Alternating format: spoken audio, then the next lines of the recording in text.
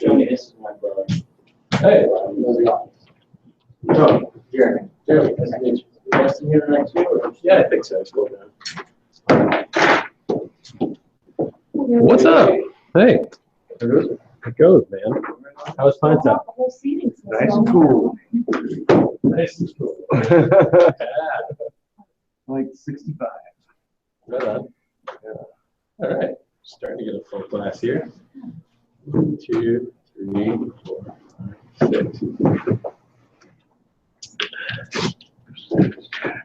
So Greg Teasdale was going to speak tonight on ops and finance and metrics and kind of, I call it Greg's greatest hits, but he couldn't make it at the end of the next week. So I'm going to double up. We're going to talk about e-commerce conversion, specifically how to sell more stuff online. So for products, services, yes, wine, definitely.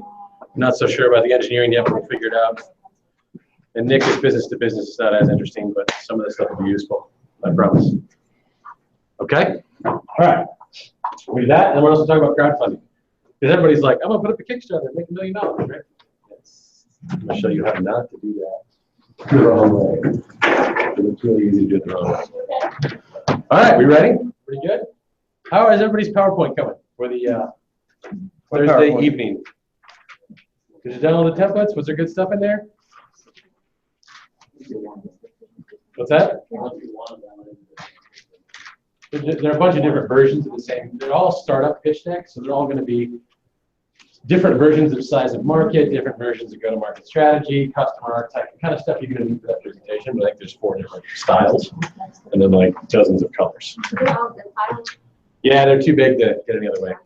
So you'll have to.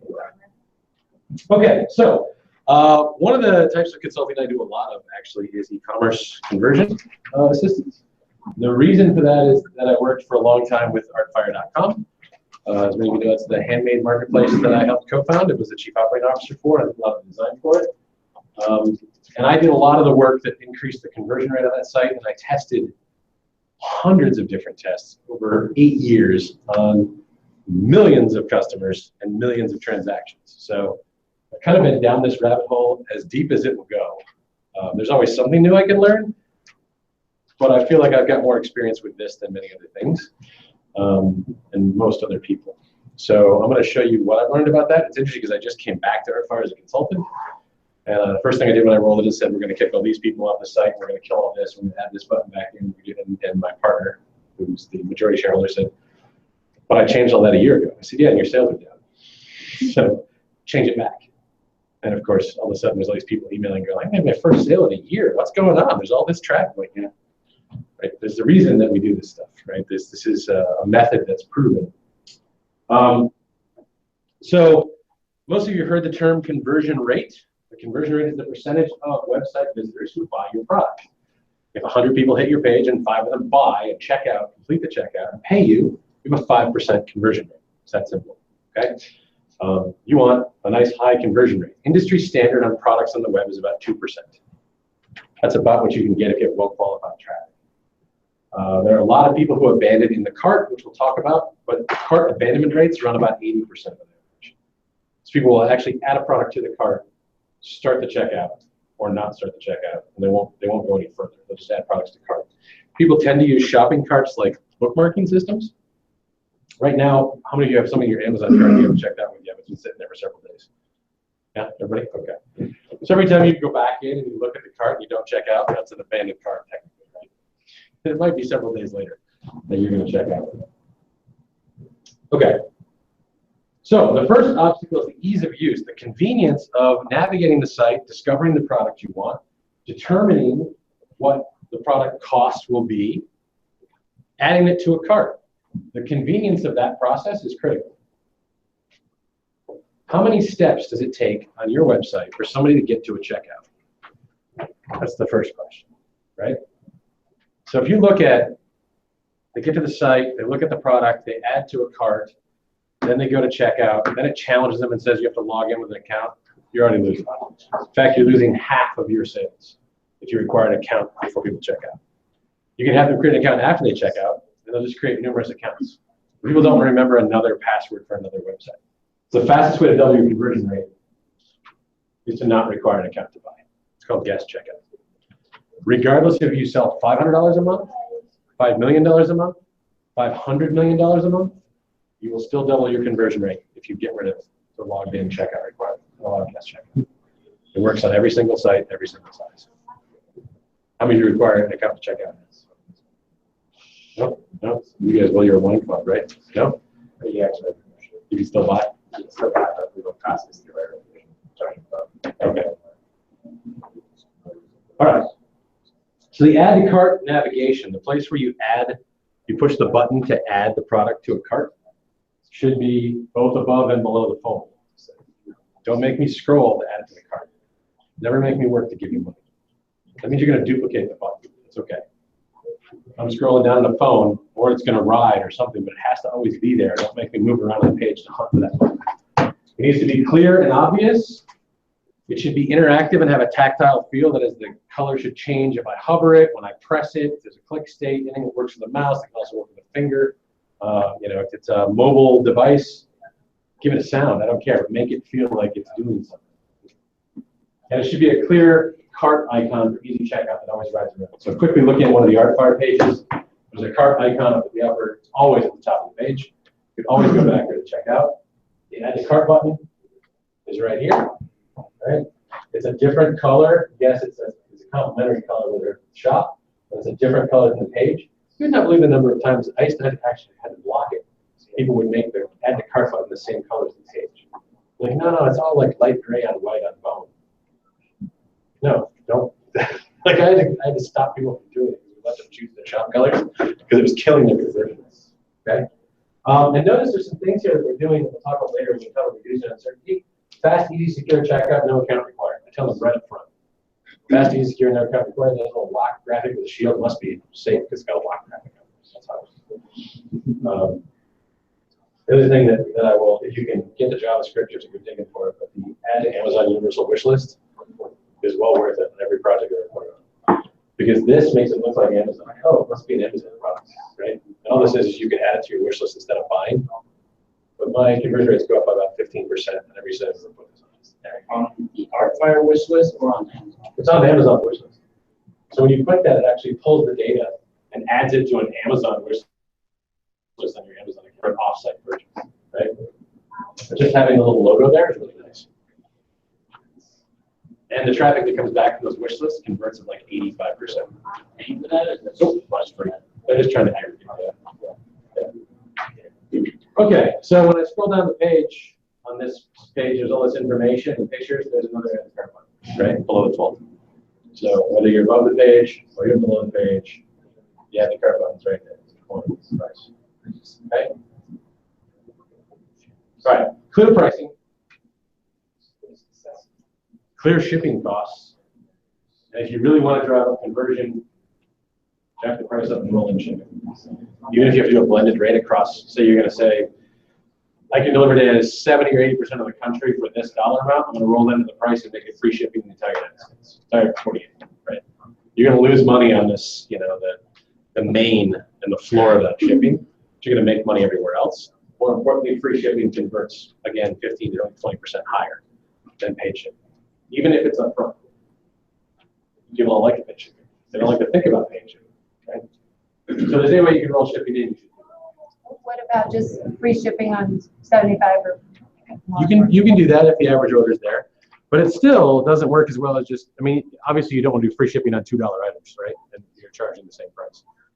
But if you can, making it just free shipping on a bunch of items, those items will convert higher. Right? Having me hit a minimum order requirement works better than shipping on everything, but doesn't work as good as free shipping on everything. Does that make sense? Okay. All right. But if your product is being searched on a price point and compared, then Yep. In a shopping engine, yeah. Yep, you get killed. Right? But if you look at Google Shopping, how do you use Google Shopping? It actually figures in the shipping and the tax in separate columns. So you go to Google Shopping, you type in, I don't know, chocolate mint goat's milk body lotion. I'm sure it's a thing, right? It will bring up that And then you click on that UPC and it will take you to the 5 sites and it will tell you the price, the shipping, the taxes, and the total cost for all 5. Right. So if you're doing an apples to apples comparison, you'll win. Once people are on your site, if they're used to buying from you, that higher price isn't going to matter. Yes? What about international shipping? Yeah, you don't do that for free. And I would be careful. There's certain places I wouldn't just ship to in general e-commerce. I would just avoid Indonesia, most of Central Africa, all of Eastern Europe, just because the credit card fraud is so high. But everywhere else, you know, the EU, Australia, they want to pay for it, ship it. Yeah, we thought we had disabled that. Yeah. And it turns out like somebody from Norway purchased Right. something. We're like, oh crap, well, I just went ahead and honored it. Yeah. And it was international shipping was $20, so it ended up being like $3 more, so it wasn't too bad. But then she emailed and said that the pump didn't work, so we sent her a new pump, and then that was $13 to ship the pump. So Yeah. I was like, damn it. The challenge with international shipping is that you're not just dealing with shipping, then you're also dealing with tariffs, with import restrictions, with customs forms sometimes, with what's in the box, right? You're also dealing with taxes. So in the EU, you have to have an EU VAT tax ID, even if you're not in the EU, if you're selling product in the EU. But technically, you then have to pay VAT tax to the European Union.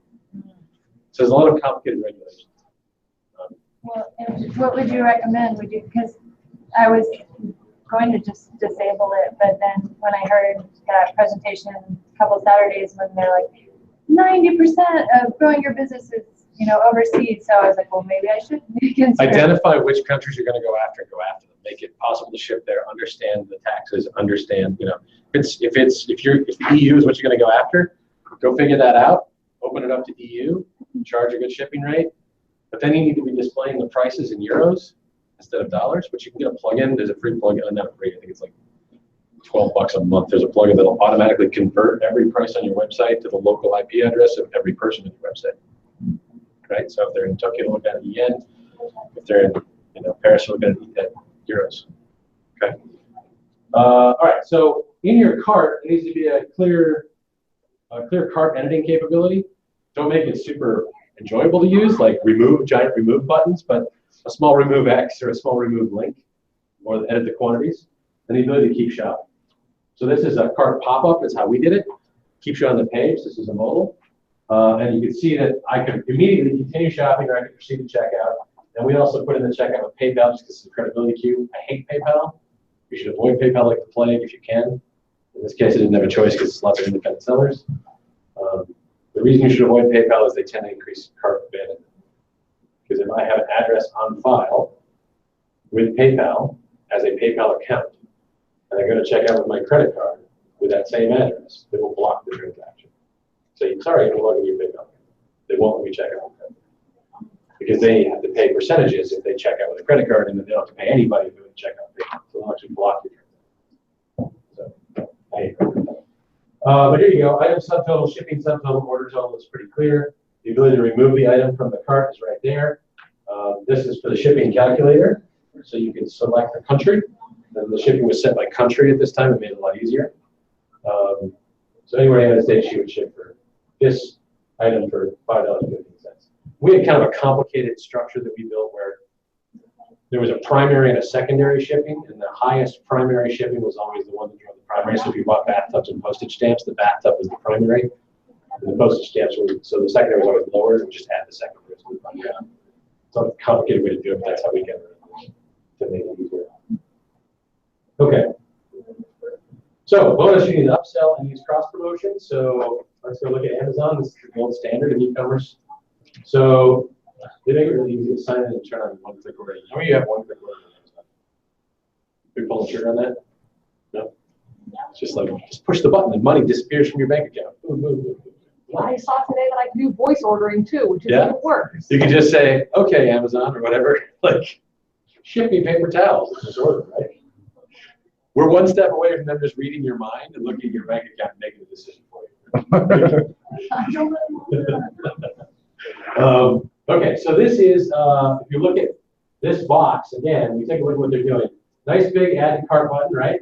They show a price and it's prime, so the shipping's going to be free. They even show me if I want it by this date, to order the next 18 hours and 44 minutes. And then right down here, they upsell. We talked about bundling and pricing and about cross-selling and upselling. Again, this is about 60% of Amazon's revenue is the cross-selling and upselling. So the price for 3 is $32.47, right? They don't even give me a discount on this. They just tell me to buy these things with it. If you want this tool, you might want these other things, okay? Very clear. But that's not, they're not done, right? Now it's also, here's all these other items. People who bought item A also bought these other things, okay? It's another way to cross-sell and upsell. Then they go into product details, and then there's more and more other items. So we do similar things. Here's the add to cart button, right? Similar look. Second add to cart button, and down at the bottom, you might also be interested in these items from the same seller in the same category, right? That's how we do it. Not as smart as Amazon's algorithm, not curated by hand, but it's visual smart sales. Okay. So that's the first step. Make it easy to get stuff into the cart. Make it easy to find the add to cart button. Make it easy to understand the pricing. Easy, easy, easy, right? It shouldn't be work to give you money. I can give Amazon money without even trying to. Like, they just let me push buttons and things happen and stuff shows up, and I must have wanted to do it. So the value proposition. So how are we going to get people to want? Just because it's really easy to buy doesn't mean everyone wants the crap you're selling, right? So how do we improve the desirability of the crap we're selling? High resolution images. All you have to sell with on the web is images. You have to have high quality, professionally photographed, preferably, images on white backgrounds. Don't toy around anything else. Don't think that you can judge it differently. Don't think that you have a designer's eye and you think your pews would look better. White backgrounds. White converts more than any other color consistently. Every product on Amazon is on a white background. 100%. Every product on Google Shopping is on a white background. There's a reason. Okay. When you're shooting product photos, take the picture up close.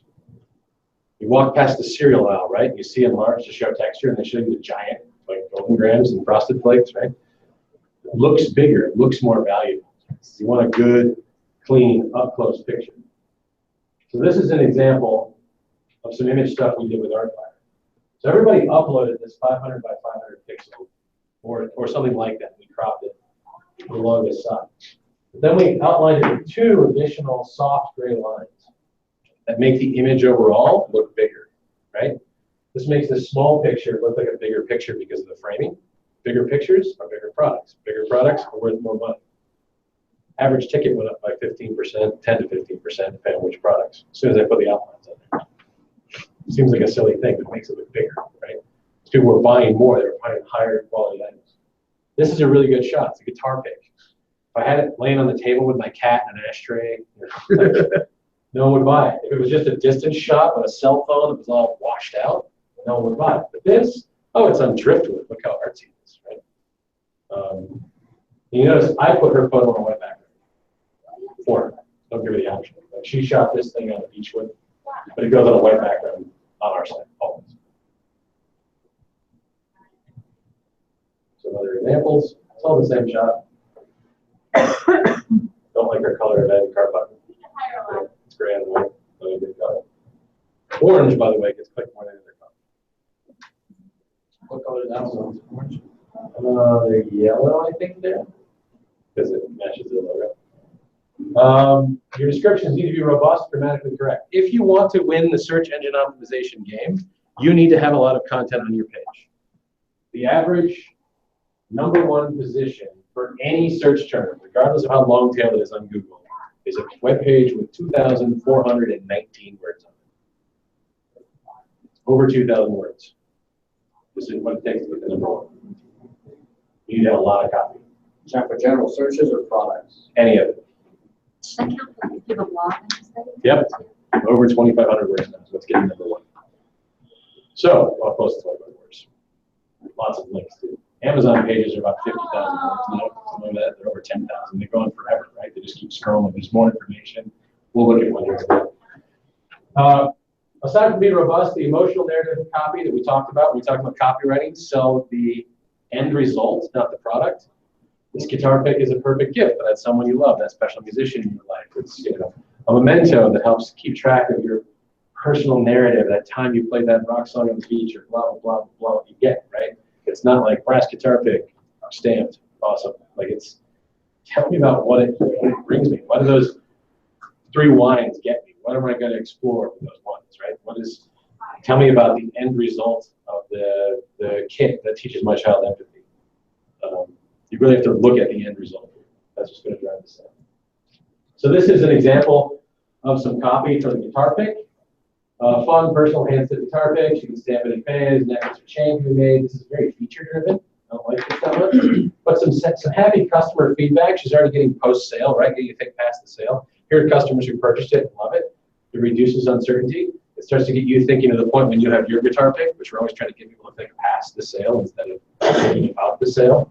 Up until the wall where I decide to acquire, there's all this emotional and cognitive weight. If I start thinking about past that, it reduces that, right? It reduces that limitation.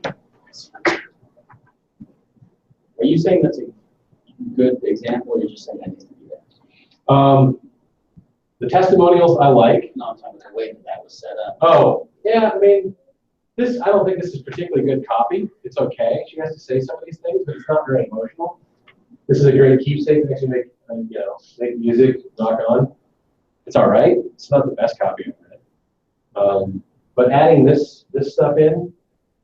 I was going more like the way it's structured. Oh, it's like that, or writing the testimonial, not knowing where one testimonial ends and the other one. yeah. I mean, there's a couple different ways to do that. That's the limitation of the platform. Play with that, Right? Yeah. Pictures and testimonials are great. It makes it more real, right? They could put their photos in their testimonials, like got in-depth reviews and then a summary on a slider. Those are all great ways to do that. Right? That's just how she was doing it. All right, anchor pricing on a coupon. So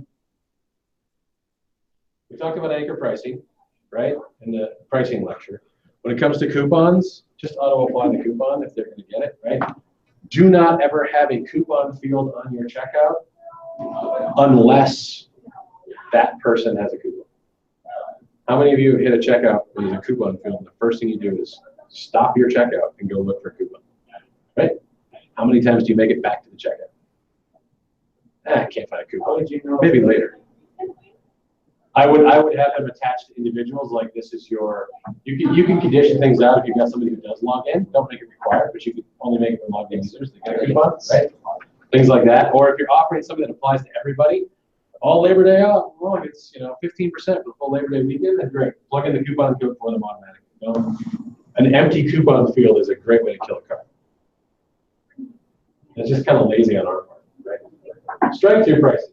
I've had the most success with one strike-through. I've had pretty good success with 2 strike-throughs. 3 strike-throughs is one too many of them. It looks like it's discounted to the point where it's crap, right? You're like, I don't know if I want it, right? That's the whole, like, I'll sell you 10 pounds of ground beef at 6 cents a pound, right? Do you want it? No. Maybe not. I don't care how good you say it is. I don't even care if it looks good. I'm not buying ground beef for that price. But one strike-through works pretty well. I find it strange that Amazon goes with red pricing because that's okay for sale. Red is something that means stop. It does catch your attention. And they do the math for you if you can do the math for people, right? I don't want to have to think about how much of a discount that is. It's $13.50 or 54%, whichever way you like to think about it. All right. So again, no coupon field if there is no coupon. So value plus ease gives us the biggest fight. The biggest fight in e-commerce is still uncertainty. You've made me a product that's very desirable and has a high value. You've made it very easy for me to check out, right? I still don't trust you. I don't know you. I don't like this. I don't feel comfortable. So how do we beat this? This guy right here. Because this is the monster that kills your money. Step 1. The platform has to look credible. It should have a clean and uncluttered user interface. How many of you landed on a web page for some product or service and it looks like a 1990s like GeoCities website still? You find them a lot of the Sedona. I've noticed. There's always some crazy person selling like structured water machines or something, right? And you're reading just a bunch of rambling text and terrible photos. How many of you go, wow, that really inspires confidence. I'm going to check out what this is. No, you look at this, has no way in hell I'm buying from this guy, right? So you have to keep your site up to date, looking clean. That's the high quality photography, right? Credibility cues, things like that. Lock and secure graphics. Every single page on your website anymore should be HTTPS. Everything should be behind an SSL, even the public-facing pages. Google tends to give secure pages a boost now. It doesn't like unsecure pages. There's just too many opportunities to do man-in-the-middle attacks and get in and grab data with unsecure pages. So make everything HTTPS, get an SSL, make sure it's legitimate and live. So the little green lock comes up on the bar, makes me feel safe. On the checkout page, on the cart page, anywhere you want to really make sure people feel safe, tell them you're using, 124-bit encryption, or I use 256-bit encryption. Big lock graphics, safe, secure, only the bank handles our credit cards, whatever. There are a ridiculous number of people in the world who are afraid to put their credit card in their computer. And they hand their credit card to a waiter every day, right? Just like the most insecure thing you can do, is hand your credit card to another person. Most encryption, like 124, 256-bit encryption, if you were to brute force attack that, try to break that algorithm, it would take all of the computing power that can be generated from all of the energy of the sun for like an 8-minute window. It's an insane amount of energy to do a brute force attack. There's some other ways to get around that. There's some stuff the USA is playing with. But the truth of the matter is, you're not going to lose a credit card because of an encrypted web page. You might lose it because of what's called a wet hack, where they replace your web page with their web page and let people pay their credit card and make it look like yours. But you're not going to lose it to encryption. Reviews and ratings. The more reviews and ratings, the better. The higher the stars, obviously, the better for a star rating. If you have occasional crazy reviews, angry reviews, upset reviews, you can live with that, as long as they're a small ratio. 1 out of 10, not going to do well for you. 1 out of 100, no big deal. Especially if you're answering in a nice, calm, collective way and trying to make it right, and people can see that. All right? A clear return policy. Do you accept returns or not? How does that process work? Do they pay shipping or not? Those kind of things. Any guarantees and warranties, right? You'll love this or twice your money back, whatever it's going to be. If you guarantee or warranty your product, there's a 1-year limited warranty or whatever, place it on the page. All credibility cues. Logos, certifications, Better Business Bureau, if you're a member of that. I saw my page today that they just had the Better Business Bureau logo on the page. When you clicked to it, it didn't go to they didn't have an account with Better Business. The logo on the page is like, good on them. I appreciate that. Because for 80% of the people who are, I'm the guy who checks it because I want to see if they did it or not. But I would have bought from the guy just because he had the guts to do it. So, but any credibility cues, any press that you receive, things like that, you can put them at the bottom of the page or on your home page, wherever, things that show that you're a credible, stable, sound organization. And then testimonials. I love to read from other people who bought the product, right? I make a shop on Wish or Geek, the phone app. Got really cheap knockoff stuff direct from China, right? But all you've got are the reviews, because you never know what you're going to get. But if I see like 70 reviews, and the top 5 or 10 of them are like, this is a really good product, it compares to this other expensive product, right? Then I'll pull the trigger on my $6 fishing rod or something, right? But if I don't see good reviews, I'm even $6, just going to get junked. I'm going to get junked a certain percentage of the time anyway. That's kind of like spinning a slot machine. Like, you never know what's going to show up in the bin. Okay? But testimonials help. All right, so let's look at, I'm going to break down an ArtFire page for you real quick, and then we'll break down a couple other pages. But to give you an idea, we start up here with clean UI, right? The user interface that's the same and standardized across the entire site. And then we have this pro banner to show this is a pro seller, someone who pays an account. Their star ratings right up here, the number of items sold. She sold 1,472 items. We had people actually pushing a button, manually checking into their shop every day. You know that they checked into their shop today, right? So you know that the seller checks their shop every day. We'll ship items on time. You ability to contact the seller right there. And then we've got the add to cart button, gray again, only gray and white, but we'll live with it. With the price and the Amazon wish list and a nice lock graphic and no account required. It's incredibly convenient. Then these are all the payment forms she takes, right? These are all credibility cues because Visa and MasterCard are known quantities. Social sharing cues. Right here. Now this is actually these traditional tricks. These are all grayed out. They don't load so you hover them. because the calls on these APIs take too long and the page is too slow. You have a half a second to load these item codes. If you're longer than a half a second, you're losing about 20% of your audience. If you're longer than a second, you're losing 40%. So page load speed matters not only for search engine optimization, but also for keeping people on the page. Is that the only section that you're doing that? That was the only lazy loader I had. But I couldn't, having a Facebook API call increased my Facebook shares, which helped me for SEO. Then Google kind of fought back by making the page load speed requirement lower and lower because they knew that this open graph call was taking a long time. It's Google and Facebook don't like it because they compete directly. So this is how I beat that system. All right. Down here, find me online. Again, I'm a real person. It's safe to buy from me. Because remember, I'm introducing handmade sellers to shoppers who like to buy crafts. It's one group of people who doesn't trust computers to a bunch of people that have no real credibility online unless you create it. So you can find me. Here's my Etsy shop, my Facebook. We let them link right after their Etsy shop right here. Okay. I wanted to show credibility. I shop at another store. Here are my social accounts. This is where I'm located. And down here, we did more credibility cues. This is a certified handmade artisan. They went through a process to be certified.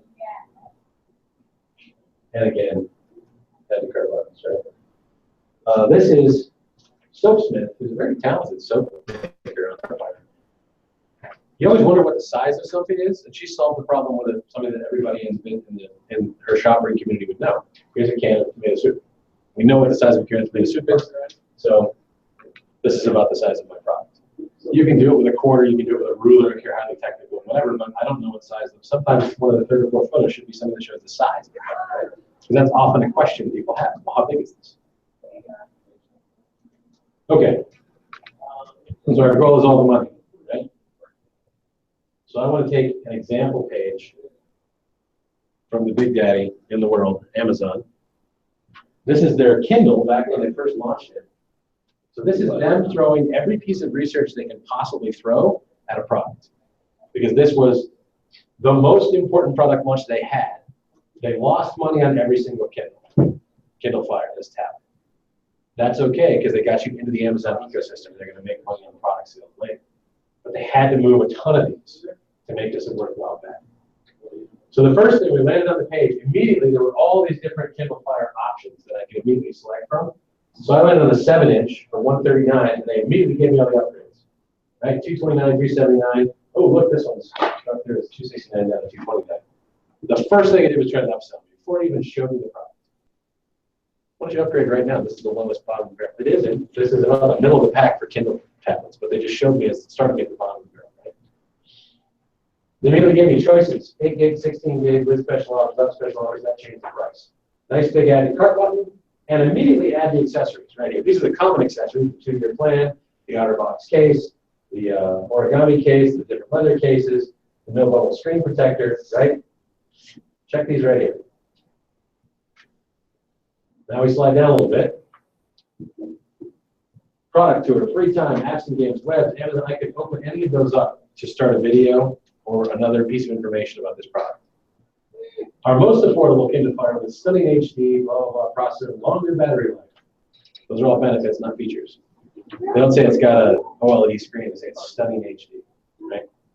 They don't say that it's got a battery that's not capable of this many volts, amps, this many longer battery, right? That's all I care about. Start listing bullet points for their features and benefits. Slide down. We start with the pitch. It's our most affordable Kindle Fire now in HD. Faster performance, longer battery life, streamlined new design, custom Dolby audio. Here's pictures with Disney movies on it, so you know you're going to give it to your kids, right? To keep them quiet. You're already starting to think about it. I get some time about myself. If I give this to my kids, right? Nice, easy paragraphs, bold headlines. Now we go. Perfect for the entire family. They don't even let me make that decision. It's perfect for everybody. Kids love free time. Parents love Kindle free time. Light and durable. It's not going to get broken. Keep going. There's still more text. We skip past the next block of text. We go right into comparing and contrasting. Here's all the upgrade options, right? Here's where you're at. Here's all the way. Look at how much bigger this one is than that one. It's only 1.9 inches difference, but man, that looks bigger on the screen, doesn't it? Right? And I can see that this one has a lot more opportunity. 10 hours, 12 hours, 11, 10, right? dual core. Back to the top, if you want to start all over again, or you can keep going. We got to be at, I don't know, 8,000 words or something now, right? Let's keep going. We just skip past another whole chunk of this stuff. We're on to things you can do with it. Share your screen, watch it on the big screen, popular apps and games, the biggest movies and the best TV. Here's credibility games. Look at these Hollywood people, they love this thing. 20 million songs and counting. We're still going. This is one product, right? They are not going to let us go. If you haven't made a decision yet to buy this product, they're going to keep feeding you information. Get your work done. Oh, use it for education. It's not just for toys and games, right? We're still going. Technical details, maybe you're a little nerdier, you want to know the actual technical specs, right? You're looking for those, there they are. Now we'll start talking to people who love the product. Here's the reviews and ratings, right? All the scores, they take their best ratings and pull them up. Great product, love it, highly recommend. I'll be back with myself soon. I recommend let's get it. Love the Kindle free time age appropriate apps, movies, and books. They're pulling the best stuff to the top of their 3,800 reviews because they want all the money, right? So that is an example of all of the different elements that can go into a page, depending on what you're selling. Kindle Fire was, when they first rolled that out, tablets were very expensive. An iPad was not cheap. There was no inexpensive option. And so people didn't trust it, right? Some cheap knockoff Amazon-based tablet, the only tablet out there is an iPad. So they had to get past all of that uncertainty, even with Amazon's power and capability, to get past all that uncertainty that you would take that risk. Because $139, if you have no proof that it's going to be a great product, is a risky decision. That's what all of that text was on that page. They're reducing uncertainty over and over and over. All right, questions? Yes. For those of us that don't live, eat, breathe, die technology and web design and media, at what point do you just go and pay somebody to do this? And what is it, where do you make your decision on what it's worth to get your site up to that speed? Yeah. You have a baseline right now of your conversion rate? Do you know what you're converting? No. Okay, so you need to know your conversion rate. The first step would be to find somebody who's capable of doing an analysis of your site and saying, these are the 15 things I would change. We looked at your Google Analytics, which should be set up. This is where people are dropping off your conversion funnel. This is the lowest hanging fruit. Then go outsource that. Go find somebody to take those 10 or 15 things and knock them off the plate and follow your metrics, right? Again, you can go way down the rabbit hole. I can play around for thousands of dollars of consulting time because it's interesting to get another 0.2%. But unless you're moving volume, it doesn't matter.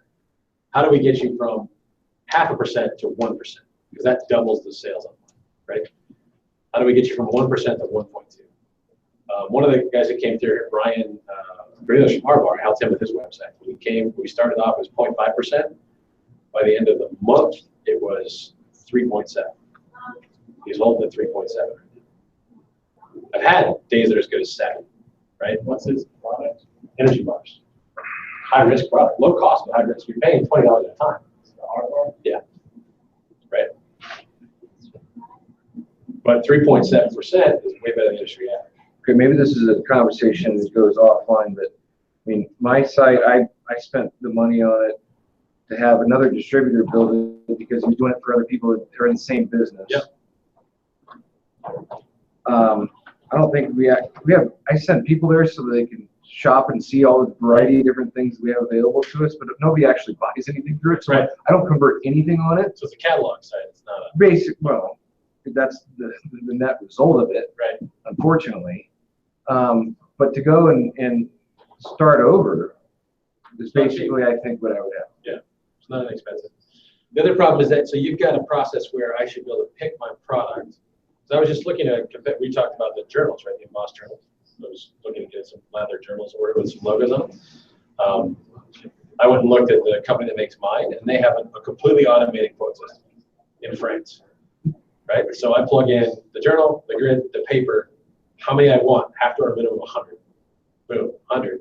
And then as you jump up the number, the price starts dropping per journal. And then it adds your imprint, your setup fee, and everything. And it's in real time while you're playing with it, right? Sure. And that is only one product that they do, really. That's it. with a few different permutations. But there's more and more of that out there. I'm not saying you have to come up with this whole custom setup thing, but could I get halfway, right? Could I look at the product and select, one to look at in town is, Mitch over at Tattoo Manufacturer International. I just saw Brian go through their custom ordering funnel. You should check out their funnel. Okay. I don't know, there's some things they haven't applied yet, but one of the things I wanted to apply was no matter what you chose, even if you chose 10,000 tattoos, I showed you a grid on the checkout page that had you at the bottom and the price breaks you got the next chunks up, right? 10,000 tattoos and they're only this much per tattoo, but if you ordered 15,000, it would go down to this, right? If you ordered 1 million tattoos, it started at 1 million, went up to 510, right? If you ordered 10, it went 10, 25, 50. But it's always trying to push you up just a little bit, right? Some things like that can be handy. It all makes a lot of sense, and I can see it that I'm missing all those things. It's just, how much of your business is, here's the question though, and for folks who are doing this, I mean, you guys are Tucson Wine Club, until you're expanded everywhere else, part of it, they just know you and they're going to buy the wine, right? I mean, just e-commerce is necessary when you start to scale.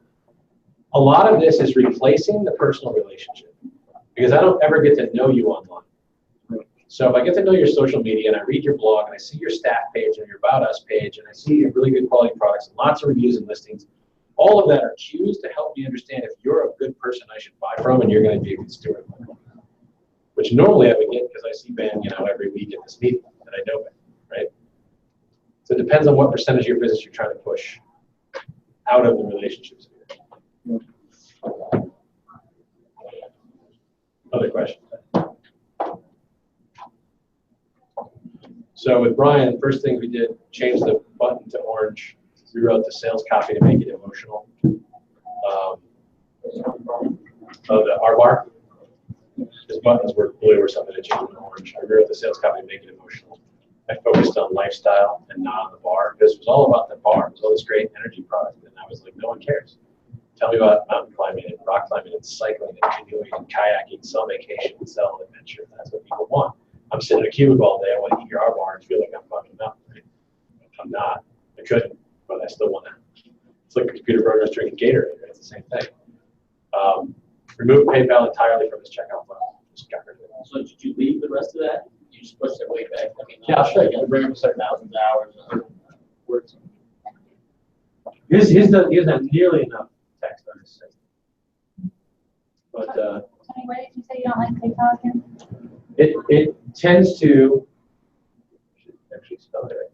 It tends to cause cart abandonment because it will block people from checking out the credit card. If you have an address on file with PayPal for a PayPal account, like my wife does, she has her own PayPal account, which is my address. So when I go to check out from the site with PayPal, it sees the address, the billing address, and says, no, there's a PayPal account associated. Sorry, you can't use this credit card. I've gone through 5 credit cards trying to check out. Can't use it, can't use it, can't use it. Wait a minute, so they won't let you independently check out, or they won't let you PayPal? They won't let you pay with a credit card. You have to use your PayPal account. If I don't have a PayPal account, I don't know the password for them. And that's the address. You're billing it. How that's not legal. Absolutely. Reserve service. Why does it benefit them? Why do they do it? Okay. But Most sellers don't know that they do that. They don't think they about it. All right, so quickly, this is our bar. There's a reviews thing that's here. It's like image, right? People do more. This is still product, but it's for SEO. Change it to an orange buy button, right? We did the product photography. They're shipping. They do charge shipping. sorry. I mean, I just pay,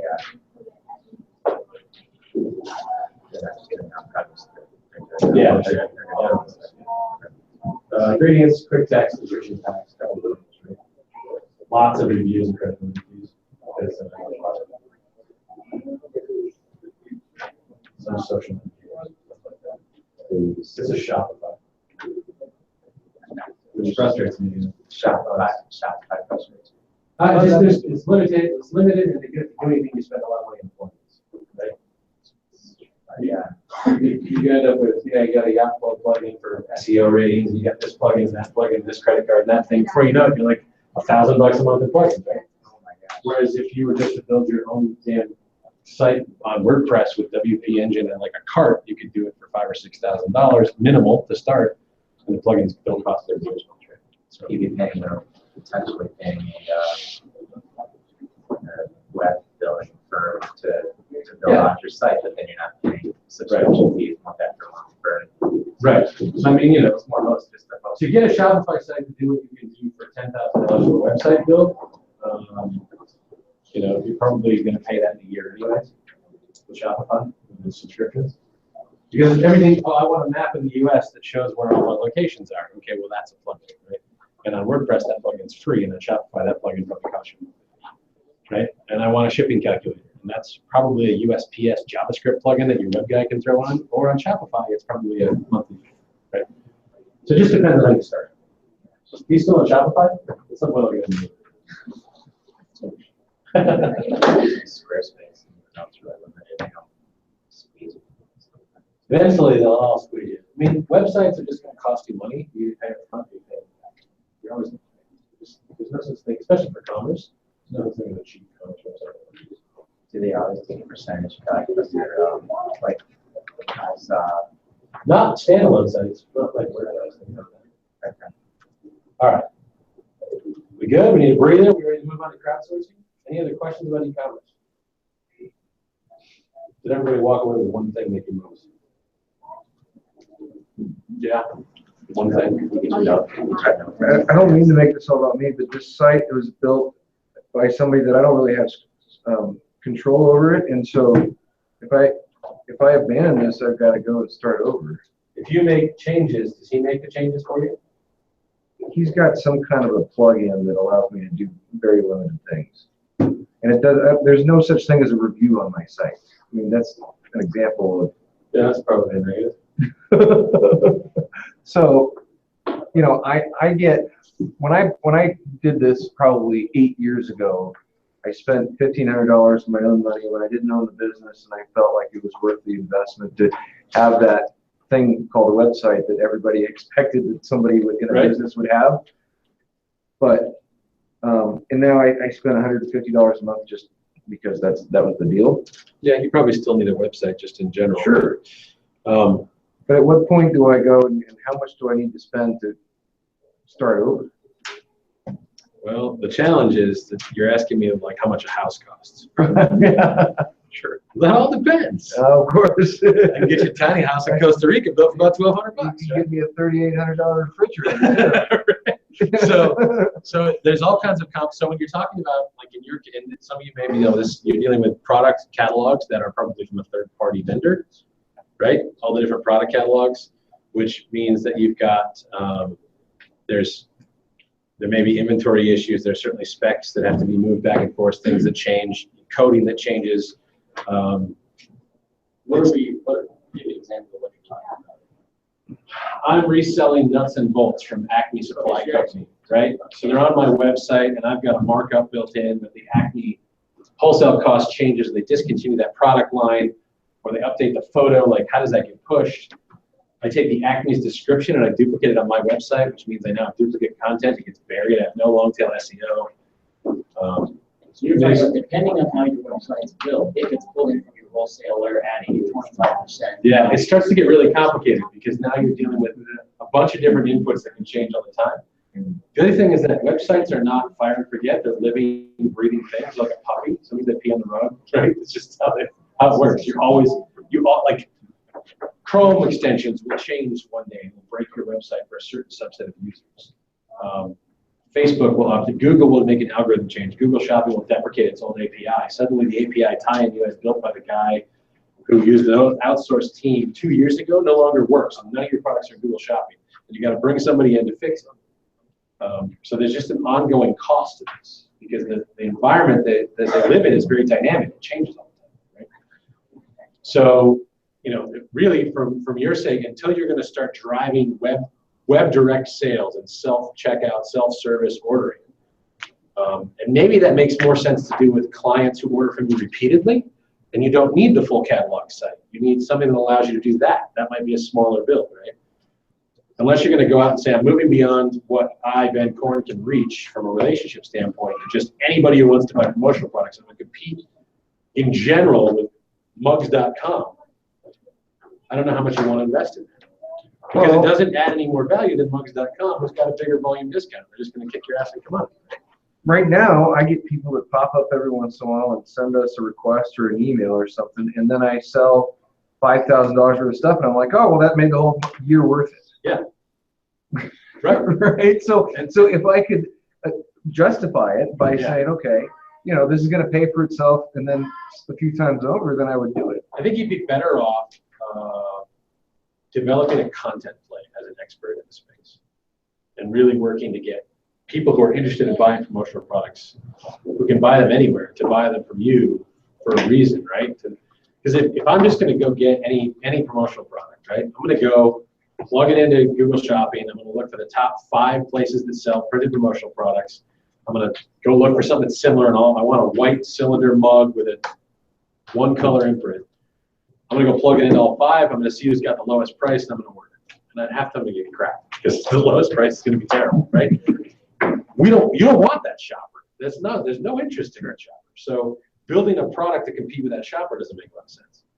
Where in the customer interviewing process that you're engaged in is there value added software that can take pain out of the shoppers you do want, right? We talked about the high-end promotional products or the social good promotional products, right? Mm-hmm. You build a website that lets me buy 3 dozen mugs and pick which charity you're gonna send $10 to. You're gonna plant 1,000 trees, or you're gonna save one, baby orangutan in Borneo or whatever.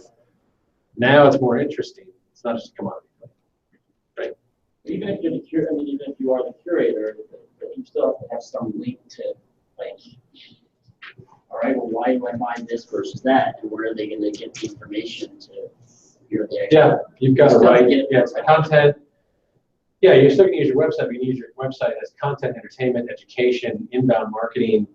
At the end of the day, they may not check out with you because it's not automated, but they'll start the sales flow. It could be request a free quote. It could be talk to our sales reps. It could be send us a picture of what you want, and we'll find something that looks like it. There's a lot of stuff you can do with human beings that actually is pretty sweet, right? my website. So I think it's just request a quote. It's an email. That's about the only Right. application. Right. And yours might be down the road, like download my free insider's guide to how to shave 20% off any product you make, right? In which you're going to share all the complicated analysis you do at some level, not everything, not the secret sauce, but 20% of it. And then tell them that you've got this offer where you'll save them money and only keep a percentage. But everybody who enters their email address to download that guide is going to be an email cold lead into the top of your funnel, the call, right? Say, hey, why don't I just come out and take a look at your products? Why don't we have a meeting? Let me show you my shop, whatever it is. And if they're not local, they're somewhere else, great, let's do a Skype call. But you're just using that to harvest the lead. Okay. Any other questions, e-commerce? Yes, no. You guys have interesting FDA problems. I still don't know what the FDA says about putting up reviews of people talking about your product if they mention that. I don't know what that is. Yeah. I don't know if you can or not. Like, I used this soap and it cleared up my eczema. Is that, No, if they type into a review plugin, is that this legal? lawyer I met said that's a problem. Yeah. So I guess Because- you have to monitor it and say, oh, we have to take that down, Right. you know. It's silly. Do you have to take it down, or could you put something on that says, we're so glad you like the product, we can't claim that it does anything for medical Yeah, conditions? maybe. Right? Maybe. Like, is there a way to get around Yeah. and still leave it up? That's my question. Right, right. Yeah, okay. This is one person's opinion. All right, Not crowd, everybody else that's said. right, crowdfund. This is actually a project that I worked on last year. We were doing the OK Corral. One part of that, when Wyatt Earp shot a guy named Frank Still. Have you seen the movie Tombstone? See that movie? You know, he's on the train station. He shoots that guy and he cuts his cheek with a spur. And he says, like, you tell him I'm coming and hell's coming with me. Because that actually happened like 2 blocks from here. Like, that's this train station downtown. And it didn't go anything like that. Like, he actually ran him down in the dark. The guy never pulled his gun. He just put a double barrel shotgun in and pulled triggers. Blew away. It was an execution. It wasn't a gunfight in any stretch of it. So we wanted to shoot a historically accurate version of this for YouTube and then embed it with QR codes at the train station. That's our plan. And the goal is eventually to do some crowdfunding around history education. I think our next plan is to go after the Gettysburg Address in virtual reality. So Lincoln be there. Gettysburg. Kind of cool, right? So this got me way down the crowdfunding timeline, kind of a rabbit hole. I also, with Maker House, raised $54,000 to launch that business using crowdfunding. So I've done it once successfully, and I've worked on a bunch of projects for clients, some of which have been successful, some of which haven't. In general, the ones that have not been successful have been the people who have not followed the structure and plan I put in place for them, and instead gone their own way and do better. Right? So I'm going to show you what I would teach them, and you can decide to do it however you want. We're going to cover how to fail miserably, understanding crowdfunding, pre-tail versus cause crowdfunding, the plan, and how to engage in serial crowdfunding, pre-campaigns, getting your influence investors, your launch, video copyrights and rewards, and how to come up and follow up and use the most valuable contact list you will ever have. Okay, this is how you fail at this. Throw something in Kickstarter and wait for you to run money, right? Doesn't work. It's never worked. Will never work. Yeah, with a potato salad, don't even bring them up. That's not real. Like if it's, yeah, you made $10,000 for this potato salad. Doesn't happen, right? Odd things happen all the time. 40+% of crowdfunding projects fail to meet their goal. Of the remainder of those, of that 40%, 81% don't even raise 20%. They get nowhere close. They're not even getting remotely close to raising their goal. 80% of all Kickstarter campaigns raise below $10,000. These are friends and family Kickstarter campaigns. It's a legitimate way for you to ask Uncle Louie for money without going to Uncle Louie's house and say, hey, Uncle Louie. Instead, you send an email and go, hey, Uncle Louie, would you check out my crowdfunding campaign? What do you think? Right? And he donates some money. Okay? So there's this challenge that we had is that there was this donation model that existed in the world of nonprofits, right? And that doesn't work so well. The banks were sitting on a bunch of cash. This is why crowdfunding really popped up. For a long time, the banks had no interest in lending money to anybody. They just sat on it. They got it free from the discount window. They loaned it back to the government. They made interest. It's a great deal.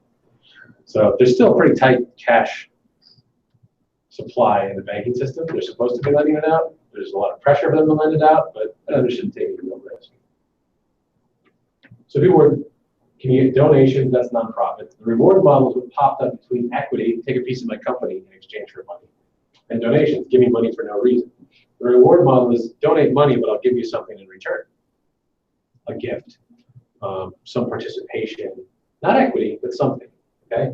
And that's where crowdfunding came from. Now, the Jobs Act in 2012 was passed, and the SEC was supposed to have rules in place for crowd equity in 2013. We now have the rules. They go into effect next month. So crowd equity is officially legal next month, 3.5 years later. Right? Only the federal government can say, yes, Congress, you said I must have rules in place by 2013. I get to. Right? Crowd equity is challenging. We'll talk about it in this presentation, but do not engage in it until you understand it and have a securities attorney look at it. Okay? You can screw up your company that way. Really easy. This is the gist of the SEC rules. They go into effect this summer. There's a $1 million cap. You can't raise more than $1 million with crowd equity. Your investor's income or net worth is the number. So if their net worth of income is less than $100,000 a year, they can only invest a total of $2,000 in all crowd equity or 5% in your crowd equity, whichever is greater, right? So 5% if I make 100K, or 5% if my net worth is less than 100K, or 2K, depending on which is greater. This is why you need the trade this. 10% of the lesser number if both are over. If I'm worth 100,000, I make $100,000 a year. So you start to see there's limitations on your investors, how much money they can put in.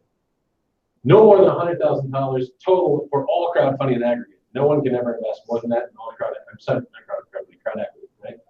And while there's no longer an audit required, you must have reviewed financials that meet the SEC definition of financial statements for anything that's $100,000 to $1 million raise, or lesser financial disclosures. Again, these are very specific forms of documentation when raising under $100,000. So you need to know what a lesser financial disclosure is.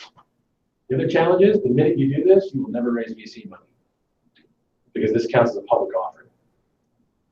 A public offering means that any venture capitalist or angel investor, you might raise VC, we'll never get angel investors. An angel investor can give you money as an accredited investor right now, simply by telling the IRS, the SEC, I am an accredited investor. I'm an accredited investor because I told the SEC I was. They don't have to prove it. The minute there's a public offering, if I want to now invest in that company, I have to prove to the SEC that I have more than $1 million capable of being invested in assets outside of the house. Which means I have to tell the SEC what I have in my bank account. The SEC is not close to the IRS, I don't want those two people talking. So angel investors won't touch you if you raise crap. It's public offering, they won't play. That's why you also will never go into a room and say, I'm trying to raise money for my company. You will never do that unless it's an angel investor group, okay? The only people you can raise money from are friends, families, and fools. That's the people who already know you before you started the business or before you started working to raise the money. They have to have a pre-existing relationship, or they have to be an accredited investor in a specific form, okay? If you're confused by that, I'm not an attorney, go talk to one. You're an attorney, but you're not the right guy. All right. Disclosures, this is the interesting thing. So a company has to disclose if you're doing crowd equity to investors and file with the SEC the price of the securities, the method for determining the price, the target offered amount, the deadline to reach the target, and whether the company will accept investments in excess of the target. So you've now got a filing that you have to file with the SEC to do crowd equity. Another complicated thing. And these shares, if you do crowd equity, are not liquid. They can't be sold. There is no market maker. So I can't say, well, I bought 1,000 shares on the crowd equity offering from Tucson Wine Club. Anybody want to buy them? That's not possible. It's all handled through the operating agreement, right? So they're not a liquid share. They can't be sold. You can't convert. You can't go public and then convert. Down the road, but the shares of stock sold in equity crowd equity cannot be sold for at least 1 year. There's no marketplace or exchange for these shares, and all likelihood never will be unless the company registers with the SEC and becomes a public company. So you can go public, but until the point that you do that, you can't do anything with them for a year after you invest, even if you hate them. And even after that, there's no marketplace for you to move them around. You can only sell them to other people in the company, right? You should go to 1055 Growing's website. Have you seen that? I have, and I think they're using a credit equity platform probably in a certain. They're, I guess they're using the Arizona version of the crowd equity funding law, which is, I think, more lenient because they're raising $2 million. Yeah, it is, but they can only, they have to do 80% of their business in the state of Arizona. They can only raise money for people in Arizona, and from now on, they can only sell X amount of product to people outside the state of Arizona. That's the limitation Of going through the Arizona funding version. So 1055 will never sell to Anheuser-Busch because they've got all this out-of-state sales. Anheuser-Busch could buy them and then take them out of state, right? But they can't exit because they've built up this. They can't go sell 50% of their beer outside the state of Arizona. No. Yeah, because they went ahead of this. Yeah. What's the cap? What's the cap? For out of state. I think it's 10 or 15%. I know the back end enforcement is that the Arizona Corporation Commission actually enforces that. They don't enforce a ton, right? Okay, so there are a ton of crowdfunding platforms out there. We're back to crowdfunding, moving away from crowd equity, okay? There's a bunch of stuff, you know, Kickstarter, you know, some of these, you probably have seen Indiegogo. You've seen some terrible GoFundMe campaign that's probably come through for somebody who's like, you know, I'm sick or I crashed my car, I'm too lazy to get a job or whatever. GoFundMe tends to be told a lot of crap. There's a bunch of cause-based stuff for nonprofits. There's a bunch of retail for just products. There's stuff for just apps and software, and there's things that do social good. We use Rocket Hub for Artfire or for Maker House. Rocket Hub was relatively unknown, but they were somewhat big. The only reason I used Rocket Hub is I figured out that they didn't keep a very high percentage of my money. They would pay me the same week as the thing closed. Whereas Kickstarter at the time was keeping your money for 30 days.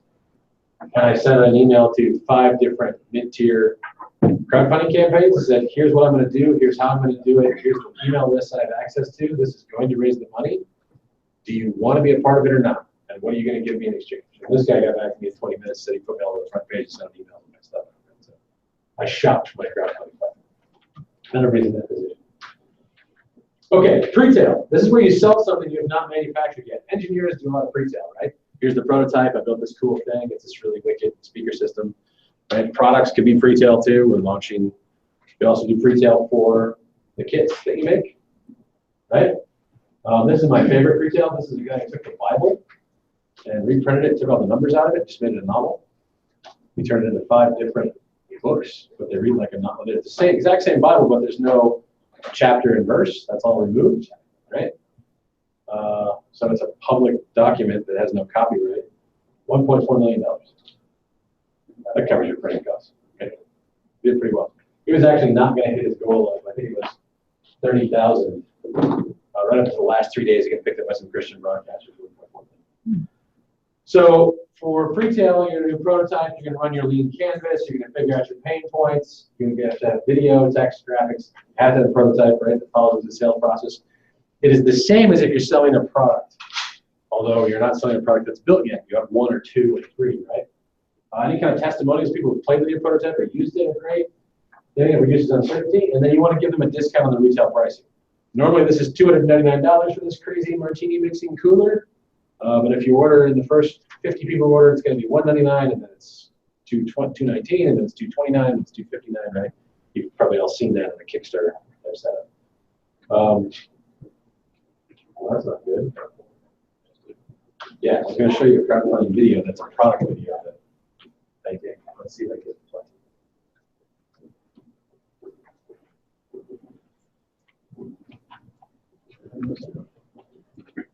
Sound. Oh, you know what? It's the HDMI.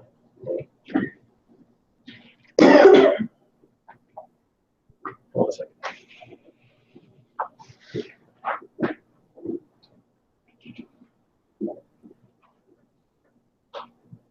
If I was the volume, where would I be?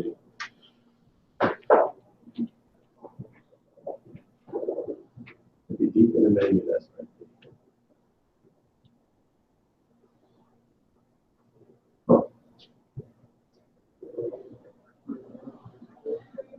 Apparently there are no sounds. I apologize.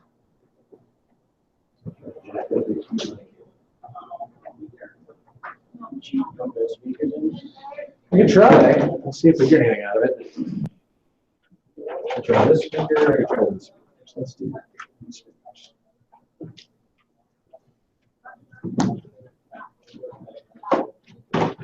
So I have several videos in the presentation you can watch.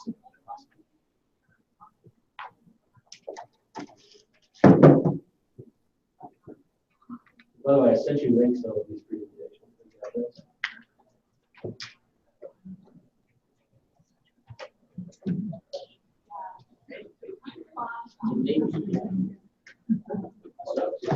What was the name of the platform? Prezi? There we go. All right. So this is a great product video, right? So I want you to follow along here, right? Very simple, little smiley face around. Right? He throws it, and he's jumping over the text. You could be snowboarding if you bought this product right now, right? In fact, your life sucks because you're sitting here instead of snowboarding. And then it lands in your hand because it's like super brilliant.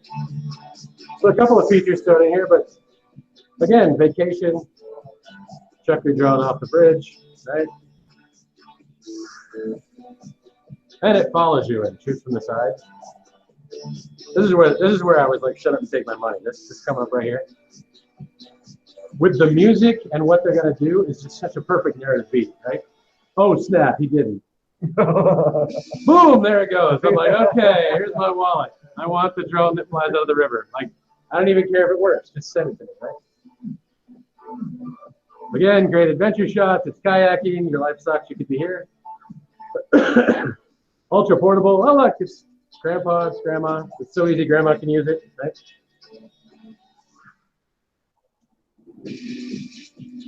By the way, it has no collision avoidance, so if you do this downtown, it just smacks into buildings. But, you know, we won't get into that. It's out in a big open field. So it's easy to take you walk. Right. It records sound. It takes pictures while hiking. Oh, look, it's part of the family. The kids are going to go out and play with the happy smiley face drone. Boom. That was a solid Kickstarter, right? Upbeat music. How much you get? What? How much did you get? I don't know. It well over $5. Really? Yeah. Which is funny because it doesn't work. It doesn't? Well, I mean, I don't even know if it's shipped yet, but somebody played one of the prototypes and they're like, yeah, I threw it in the air 5 times, just hit the ground, right? Like, You know, it's another good one is GoPro. Like the way the original one? Yeah, well, and they've like gotten endorsements from like Red Bull and all these athletes and different they're cross-promoted in all these different extreme sports. It's just jumping out with awesome things. Right? You should buy a GoPro, it'd be awesome. Yeah, no, but so that, It's like go live. what you didn't see was like somebody standing in front of a camera going like, I've invented a drone, it's really cool, it does all these cool things, and like shot on a cell phone, right? There's a reason that that made that much money because it was a high quality video shot that way. But it's a good product video. So here's another example of pre-product. This, by the way, I know people ordered this. This is an absolute crap product. It didn't work. It was shit broken. Get another 3D printer. Man, there's a lot of 3D printers that Kickstarter for a while. And this was like a really tiny one that's really inexpensive. $3.4 million. It took years to ship. The cooler, you guys remember the really cool cooler with the blender on it, the speakers? Those guys still haven't shipped their product. They're selling them on Amazon to try to make enough money to be able to afford to build the products that they already took the money from Kickstarter because their engineering was so far over budget. They screwed it up so many different ways. So these aren't contracts. There's no promise to deliver that's created by this purchase. This is a donation in exchange for work, which we'll talk about. Okay. So Maker House was more of a cause-based story. I mean, I wasn't going to get a whole lot of people to give me money for a bar and do something we're not going to go to. But the story is really critical. If you're going to do a cause-based or a social good-based crowdfund, stories matter. The stories you tell about the space, about the outcome, the benefits, people want to participate in the story.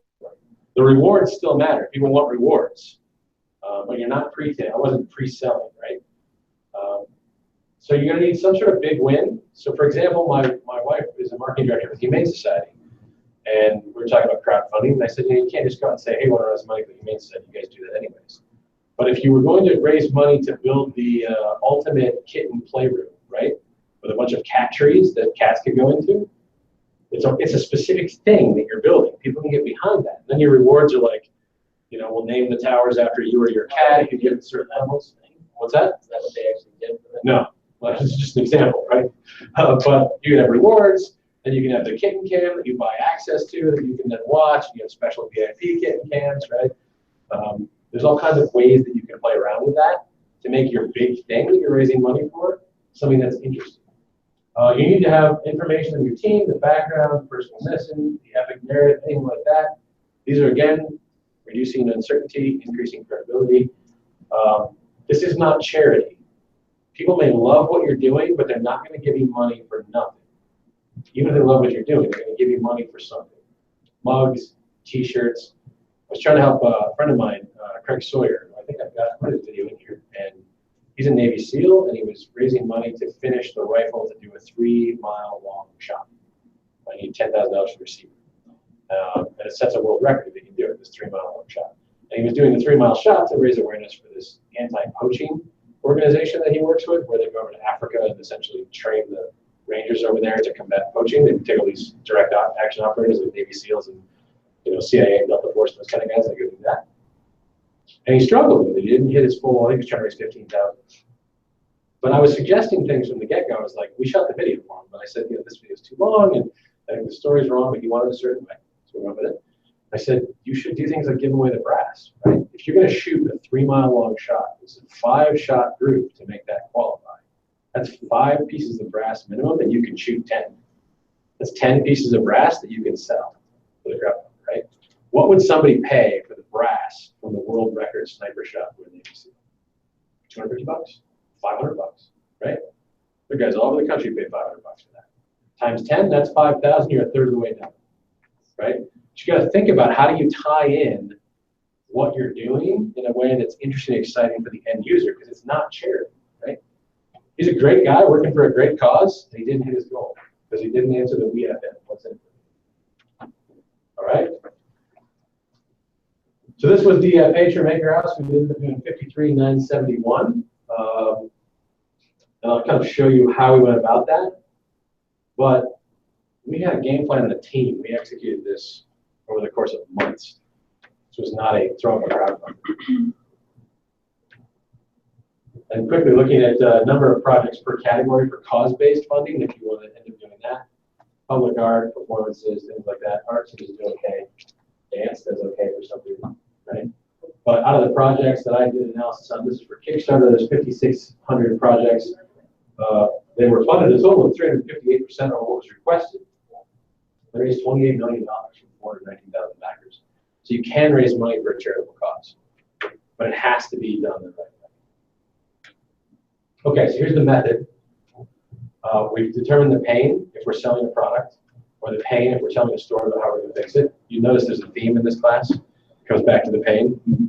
No pain, no money. Okay. We build out our capability for reach. We create a team and the game plan. We build credible pitch materials. Then we launch and promote,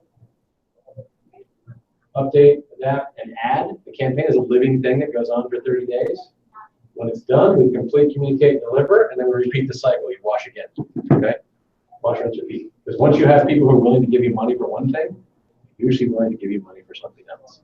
So you want to do this multiple times. Okay. Biggest mistake I ever made with Maker House? I didn't do any of that list. I had over 1,000 people who were willing to give me money for stuff that I was interested in doing, but I didn't do any of that list. Drop the ball. Okay. Pain, you've all seen the lean canvas. When I'm teaching this to people who aren't in this class, this is where I teach them about the lean canvas. Okay? People don't buy shovels, they buy holes. Don't sell vitamins, sell pain pills. You've heard some of these things before, right? It all works consistently. Okay? All right.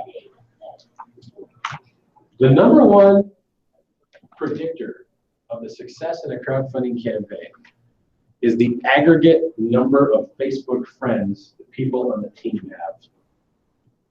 Because it comes down to your reach. So if you got 10 people on the team and they each got 500 friends, you're going to do much better. They're all pushing those 500 friends. Then if you got 10 people on the team, we each have 30 friends, right? You're going to use a Facebook event for a coordinated push. You create a virtual event, and you're going to go out and invite all of your friends to the virtual event and ask them on the same day, at the same time, across the United States to share your crowdfunding campaign. And you get them to RSVP to that event ahead of time. You can use either Prefundia or LaunchRock to build a list ahead of time. LaunchRock is for websites in general. Prefundia is crowdfunding specific. And it's just a landing page that says, we're going to launch a crowdfunder soon. Plug in your email address to find out about it when we do. So you start building your email list ahead of time. You can export via your Facebook page, or this is just something that's out there? That's just out there, but you can use advertising, you can use emails, you can use whatever. You're going to do an export of your LinkedIn list. Everybody knows they can do this, right? Because you can export an email contact list from LinkedIn that lives here under your settings, email contacts and calendars, advanced settings, export LinkedIn connections, export a CSV file of every single one of your LinkedIn contacts and other contacts. That's why I always say yes to every person who ever asks me for a LinkedIn connection. Always. I don't care where you're from, who you are, how I know you, or if I don't know you, I always say yes. Because I can export thousands of people's contact information and sort through it. Okay. And you're going to go for your big funders. So you've all got people who are huge fans. Craig, the Navy SEAL, had some guys in Texas who are big NRA guys who would love to back this shot, right? You need to line those up ahead of time. Because your goal is to get 40% of your money raised in the first 48 hours. Hit that number, you're going to succeed 90+% of the time. Because you can break the algorithm of crowdfunding. You look like an account that's really taken off. You know, head up on the front page, you get recommended, things like that. Otherwise, Kickstarter is just a place to take your money for charging credit cards. They don't do anything for you. You need to try to get ahead so you get their promotion. Okay. So this is how you create an event. When you go out to invite people to an event, I don't think this app exists anymore, but you can use something like it. There's usually some Chrome extension or plugin called Invite All or Invite Everybody or Invite the Whole World or whatever. It allows you to invite people 50 at a time instead of 1 at a time. It's a lot faster. You have to find whichever plugin hasn't been blocked by Facebook this week. There's always one out there, but they get blocked quite a bit. Other people's lists. So that's your list. That's everybody you know. Your big funders, your Facebook fan list, your email list, your Tucson Wine Club list, all their friends, right? Then you're going to go to other people's lists. So there are other people who already do things that are interesting to the people who would fund you. Who are already talking to folks. They're already talking to business owners about training. They're already talking to parents about teaching empathy. And they have followings. They have Twitter followers. They have Facebook followers. So you're going to create an ambassador program. So you go through and you identify the 20 or 30 people maybe 50 people who have reach in the area you're trying to go into, right? So let's say we're going to crowdfund your software, but we're specifically going to crowdfund around the ability to automate the connection of farm to table with the information. There's a bunch of farm to table, slow food, local boar people out there who have big followings on the web. We're going to identify them. We're going to figure out who has the biggest following. We're going to cut a custom video and send it in an email. Hi, I'm Nick. This is what I'm trying to build. I would love your help to share this with your audience when it's time. I'll send you the tweets. I'll send you the Facebook posts. I'll send you the images. I'll, give you custom access to the software, whatever. But I'm asking you to promote my Kickstarter when it comes on, because it makes a difference to the farmers, right? And it changes the way the world thinks about food. Got a jackass gonna say no to that. All I gotta do is share it on Facebook, right? So you're gonna go find them and you're gonna build an ambassador program. And those people are gonna be primed to deliver your message to their following on the day you launch. Okay? You have to find media promoters. Fastest way to find media promoters is to take the image from the first image on the page and the main image from the Kickstarter page or the crowdfunding page, whatever it is. Do a reverse image search with that on Google and find all the blogs and newspapers that have that image listed, because those are the people, the reporters, who cover crowdfunding, because they've used the same image from the crowdfunding. Then you can go contact those reporters if they're covering something similar. So find something similar, it's even easier.